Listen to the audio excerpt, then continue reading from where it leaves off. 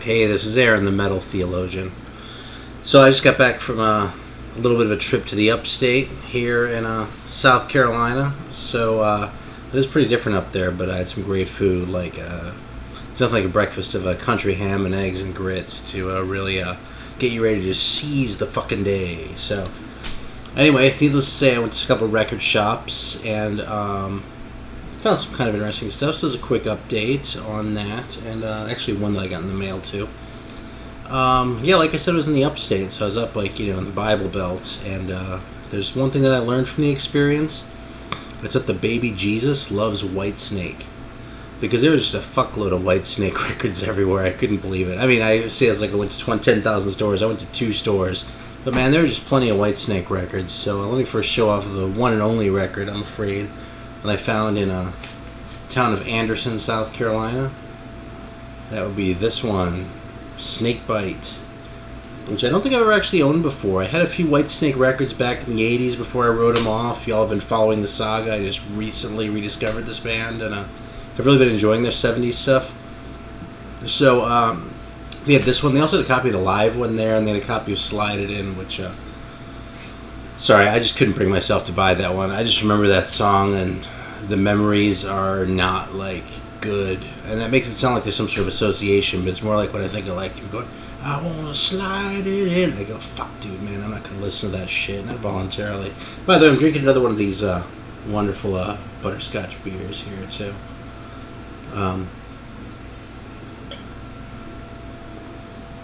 Since I'm talking about time when I was almost up in the Grown Man Record Night neck of the wood, but still a little bit south. Anyway, so I went there. I also went to a shop in Greenville where I found a bunch of stuff. And once again, Jesus smiled on me and said, hey, if there's one thing you really need, other than to read the Bible, it's to buy some Whitesnake records. So I grabbed this one. I haven't played it yet, but this one I do remember liking. And shit. It's John Lord. It has Pacey. What are you going to... I mean, if you can handle Whitesnake at all, which at this point I can, and pretty happily at that, there we go. They had a couple of those. I think they had a copy of Slide It In there too, but yeah, man, just couldn't fucking do it. So what else did I find in Greenville? This old friend, actually, for a reasonable price.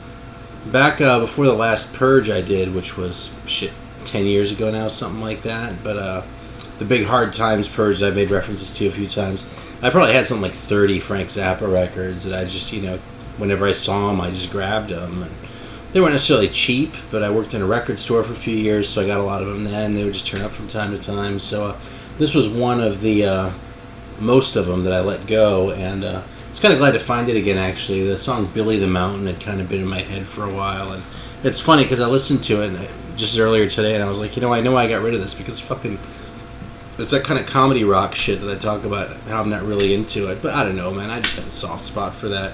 It's a classic case of the shit you discovered in high school, right? I mean, as a senior in high school, I discovered Frank Zappa. I just thought it was the most clever thing ever, all those time signature changes and, the wind instruments and all that shit. And, what can I say, man? Out of that purge, actually, I did keep the first 2. I kept Freak Out and Absolutely Free. Freak Out I actually bought at the very first record show I ever went to. Found a copy of that for $20, which is damn near perfect, which even then was a good buy. So, yeah. Anyway, enough Frank Zappa reminiscing. I actually took a chance on this band. I've been curious about these guys for a while. I believe they're Belgian. Placebo.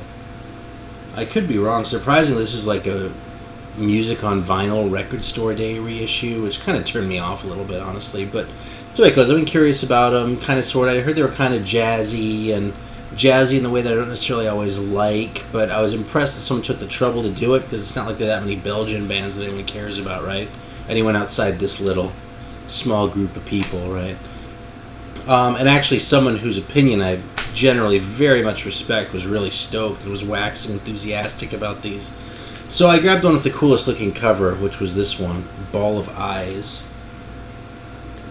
And I don't know, I played the first half of it, and Inner City Blues, a Marvin Gaye song, You Got Me Humming, the Sam and Dave song, those are both good songs. I don't really know if I needed to hear these guys doing it.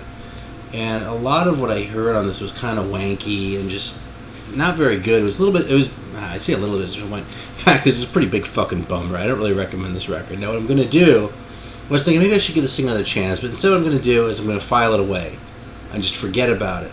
And what might happen is one day I'll pull it out and rediscover and go, oh, holy shit, I can't believe how good this fucking record is, because that happens, you know. This next one, total VC buy here. I would not have bought this one if it weren't for the Rock and Roll Truck Stop. But I like Lion's Share so much, you know, being sort of a new convert to this band after also having written them off for a long time.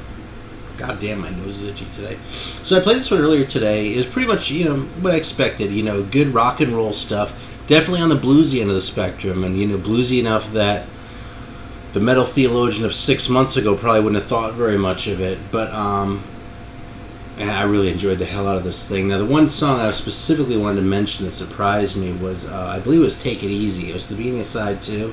I couldn't believe how much that sounded like an early Velvet Underground song. I'd be curious if anyone else got that impression too, but that sounded to me like a song like it could have been right off the third Velvet Underground record, to the point where I like actually got off the couch and pulled it out to see if it was a Lou Reed songwriting credit, but no, it's Kim Simmons, I guess. What's the song called? Take It Easy, yeah. Anyway, really good record. Got the gatefold here. I'm here looking at it myself instead of showing it off. That doesn't really do very much for you, but there we go. And it's a Parrot label, so it's kind of cool. Actually, this thing feels fucking great too. Out of all of them, this is like these old style like tip-on covers with, you know, the super thick cardboard. The Europeans freak out over that shit. It's funny, over here we take that for granted. You know, every old like blood rock record you find and that has that, but you know, then you know, when we're over here hunting for the import versions of shit, and over there they're like, oh man, fucking. This cover feels like a goddamn cardboard box. So speaking of, I also grabbed this one, a band that's been discussed a fair bit in the vinyl community of late. I've been a Uriah Heep fan forever. I'm still new to the John Lawton era, so this is, I believe this is the first time I've owned this one. I might have had this one a long time ago, but I sure as hell don't remember it. I'm actually going to mention something else, though. I haven't played this yet. I don't know if it's good or sucks, but realistically, at the very least, I'm going to kind of get a kick out of it. And, you know, for $6, worth it, you know. But you know what I did find myself doing with this one?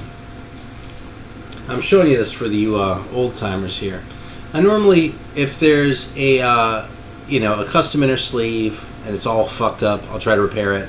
If it's a blank sleeve or a label, you know, if it's not too bad, maybe I'll put a piece of tape on it and cheap out. But, you know, if it's really ripped up, I'm just going to throw the fucking thing away. And, you know, I have a stash of inners that I keep around for occasions like that. You probably all do. But you know what I decided I was going to actually take the trouble to repair, because this was kind of torn up, was this thing. There's nothing special about this. You know, Burbank label, Warner Brothers. Can you even fucking see that? I can't see shit. It's just a Burbank label, Warner Brothers record, but it has one of these old, like, Warner inner sleeves with this ad here for Supergroup. Look at that. Now, you've probably seen 100 of these, right? But it occurred to me, I've been seeing fewer and fewer of these things. You know, especially the ones with the coupons there, and, you know, I almost said with the coupons intact. But the fucking coupon's always intact. Nobody cared about this record in the 70s any more than they care about it right now, right? But these inners don't seem to turn up as much. So I sort of looked at it and went, you know something? I think I'm just going to put a fucking piece of tape on this thing. I'm not going to go to, like, any effort. You know, this isn't like a museum piece or anything. But, you know, given how many of these I've thrown away, maybe I should kind of savor the antiquity of it a little bit more than I did, you know, back when these inners were only, I don't know, 10 years old or something like that. So yeah, it's a little felt like a little bit of an awakening. I don't know if it really was, but a little something to think about, for me anyway. And maybe if the record sucks and I ditch it, the next person will appreciate it, right? Actually, I'm not going to get rid of this. It's still a fucking Uriah Heep record. I'm probably going to keep it forever. So, alright, so on top of those, what else did I get?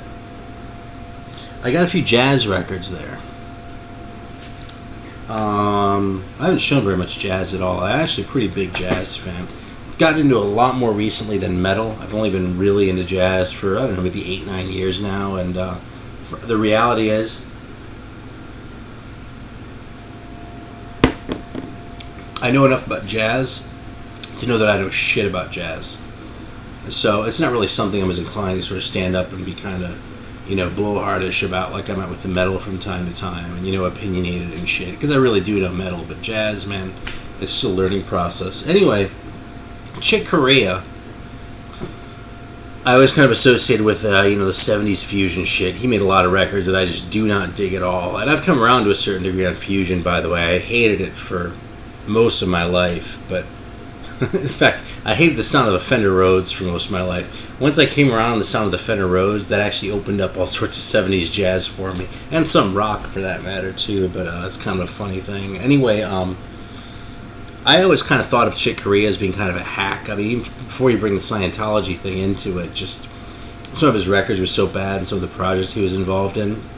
But then I heard, I think it's called Sundance, that came out on the Groove Merchant label, which is like an avant-garde record. It's like he's like beating on the piano, and it's just really, I think Ferocious might be a little bit too strong. When I think Ferocious, I think more like Cecil Taylor or someone of that, caliber, But so I guess if Cecil Taylor is analogous to Albert Ayler, then this might be analogous, or that record, I should say, might be analogous to Ornette Coleman. Now, this one I haven't listened to yet, but this is a relatively early one. It's late 60s. I want to say 68 or something like that. And it's on the Solid State label. It's not an original press. They actually had an earlier press of it there. It was in about half as good condition for twice the price. So I was like, the hell with it. I'm way too old to start collecting first pressings of fucking jazz records anyway, so fuck it. But anyway, I kind of have high hopes for this record. I haven't been listening to much jazz the last few weeks, though, because I've been doing this whole metal thing and occasionally the 70s rock thing, so we'll see. I actually have plans for this, but I'll get to that in a minute. So the other thing I got was I picked up a couple of these Blue Note reissues. If you haven't been paying attention, some other people have been talking about this in their channels, too. There's one guy whose name I'm spacing, Audiophile Laws or something, I want to say, a German dude, who did at least one feature on these. I actually really enjoyed his discussion of it. But after, a bunch of Scorpio represses, and then some on Heavenly Sweetness, and of course you can still find those French... God, my fucking camera. There we go. Okay, then you can find those... you can still find those DMM editions that came out in the 80s in France, and you can find the 70s solid blue label ones with the big music note on them and shit. But these new ones are nice, and you don't have to dig for them because they're coming out now, and so I was very happy to grip a copy of Ready for Freddy, and that's such a cool cover. I'm actually going to take it out because it's not showing up. Is that better? Yeah. It's a little better. Still a lot of glare. Oh well, I might have to do this with a better camera sometime. Price tag is still on it too, so... yeah, I love Freddie Hubbard, actually. I'm a pretty big fan of his records. If I had to pick one, it would probably be Breaking Point. Also, a little piece of trivia about Freddie Hubbard is, the two sort of cornerstones of early free jazz, more or less, were, Ascension by John Coltrane and Free Jazz by Ornette Coleman. Freddie Hubbard is the only guy who played on both those records. So there you go, still claim to fame for him. He made some terrible records in the 70s. Some of his CTI records just make me want to fucking barf. But even into the 70s, though, he was still doing some good stuff, and I love his shit through the 60s. He's just a solid player. Sort of analogous to Lee Morgan in my head. I think stylistically they're pretty different, but Lee Morgan is a pretty safe bet as far as if you get a record from him, you can pretty much expect it's going to be a solid record, in my opinion. And Freddie is I probably like Freddie even more, but it's kind of similar to that. Here's another one that's also still sealed here. This is, I was really happy to see this one because this is one of the harder to find ones.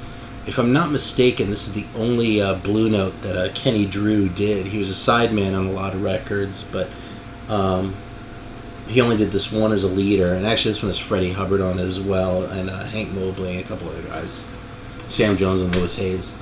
I'm not really familiar with this. I did hear this once. As I recall, it was pretty much just a hard bop record. A good hard bop record, though, with kind of a different character than the same old Art Blakey and Horace Silver shit, which is all good, but, you know.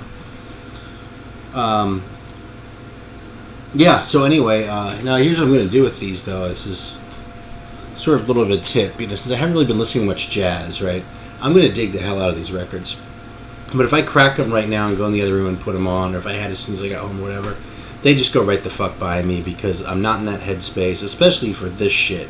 You know, like the hard bop stuff where you have to listen into it. If I were going to listen to like an Albert Ayler record or someone just reach out and grab me by the fucking balls, that'd be one thing. But these things I have to be in the right headspace for. So what I'm going to do, along with the Chick Corea, is just file them away. Because I do that from time to time. If I find something that I really need to get, and it's a good deal or whatever, or it's something I've been after for a while but I'm not in the right headspace, I'll file it away. Because then what happens is I forget about it, right? So in 6 or 8 months, I'm going to go through my fucking jazz records and I'm going to be flipping, what do I feel like hearing? Holy shit, I forgot I had this Kenny Drew record! Ah, Jesus, it's like fucking Christmas! Ah! So yeah, that's the plan, is I do that, and it's fun. I actually kind of recommend that if you buy a lot of records. Listen to them, but like, if you pull one out and you're like, I'm not going to dig this now, file it away. And when you find it, you'll be so fucking happy. You probably already do that shit. Alright. This one I actually got in the mail, and I almost hesitate to show this one because I kind of want to do a feature on the label, but this is a collection of demos by Wicked Step out of Texas. And it's the recording quality on this is pretty bad. I mean, even it's worse than Madhouse. But, you know, like the tape you can hear is like an audio tape that, you know, just, you know, made it through from the late 70s. But this is heavy rockin' shit. I mean, it sounds metallic in a way that not very much did in the last 70s. And they get a lot of props for that, for sounding like, not like a hard rock band, but like fully fledged metal. Because other than Judas Priest and a couple other guys here and there wasn't that much of it. Even Motorhead, you know, they didn't sound as, I mean, Motorhead's awesome, don't get me wrong, but they didn't sound stylized in the way that a record like Stained Class did, you know? So, yeah, Wicked Step is fucking really good. I'm glad to see that thing. And while I was at it, actually, I had the opportunity to get a copy of this for a pretty reasonable price. This is the only single that actually came out while they were together, so I'm pretty happy to be showing this. I know one guy who comments on my videos who will probably chime in about this, but I'll let you speak for yourself. So anyway, this record's really good, too. They have a woman drummer, which is unusual. Yeah, good shit. Actually, I will add one more thing. This songs are Enticing Woman and Jimi Hendrix. And I see a song called Jimi Hendrix go, oh, fuck, it's going to be like another one of these Randy Rhoads beats, you know. But that's the better song on this single. Fucking rocks, man. It's like a real fucking song. It's not just like, ooh, Jimi Hendrix was fucking awesome and we miss it. It's like, no. Alright, the last thing I found in Greenville is actually the only real metal record I bought was this guy. You know, a game I like to play with my kid is, my younger one is, I'll ask him to pick a record, or if I can't decide what to play, I'll say, hey, do you want to hear a record that has a picture of a devil or a picture of a skull on it? Let's look at this one. I was like, oh, check it out. You can kill 2 birds with 1 stone right there. You're fucking set, you know? Next time I ask you that question, which is a stupid question anyway, just pick the Purgatory single and we're good to go. This is actually, these reissues look really nice, and as I don't know how many of them they did, but I believe they had them all there, because I think it was the early ones through the Number of the Beast era. If I'm not mistaken, the last one was actually Number of the Beast single. I have 12 inches on pretty much all of those. This is the only one I was missing. Actually, the only other one I don't have on a 12 inch is this one. Because, of course, it never came out as a 12 inch. But, yeah, that's an original. Kind of proud of that. Let's see. It's glaring a little. But you know what it is. You probably ought to know that cover by now. So, fucking shit. Fuck it, I'll just pull it out, man. I'm going to fucking brag about my records. There we go. So, yeah. To borrow a line from the defunct Mibertube channel.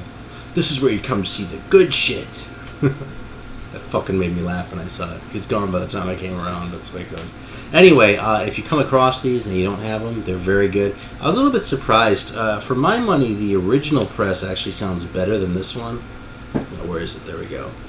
This one sounds very good, the Purgatory one, so don't get me wrong, but I had to kind of crank it more than I did with Running Free. which surprised me. I would have thought, with the remastering and that, the newer one would have gotten a little more love than, the other one. But I don't know. Maybe it says they use the original masters. So maybe that's just how they sounded. But am I forgetting anything? No, I'm not. That's it for today then. So that's the update. Kind of rambled a little longer than I meant to, but hey, I always do. And thanks for watching. Right on. And I'm glad to be home. It's nice up there, but I'm glad I live where I do. All right, take it easy.